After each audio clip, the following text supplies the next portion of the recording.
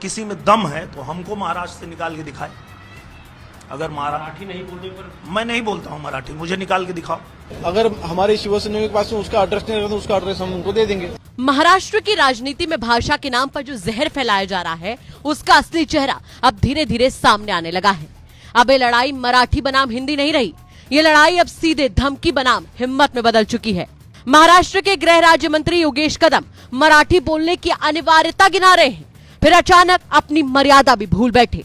सीधे कह डाला कि हमारे शिव सैनिकों के पास निरहुआ का एड्रेस नहीं है। ये सिर्फ एक लाइन नहीं थी, ये उस मानसिकता का नमूना था जो बताता है कि कैसे मराठी अस्मिता के नाम पर अब खुलेआम धमकी दी जा रही है। भाषा पर बात करने की बजाय अब किसी का पता पूछकर उसे सबक सिखाने की बात की जा रही है। आज महाराष्ट्र में मराठी बोली जानी चाहिए।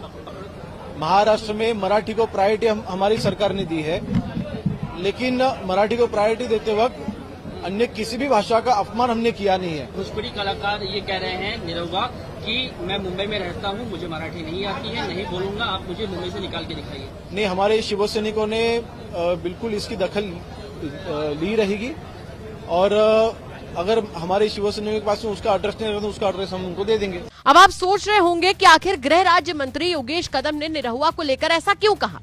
दरअसल यूपी तक ने निरहुआ से महाराष्ट्र में भाषा को लेकर चल रही सियासत पर सवाल पूछा था, जिसके जवाब में निरहुआ ने अपने अलग ही लहजे में कहा था कि मैं मराठी नहीं बोलता, निकाल सको तो निकाल लो। किसी भी नेता को खुला चैलेंज देता हूँ, दम है तो महाराष्ट्र से निकाल कर दिखाओ।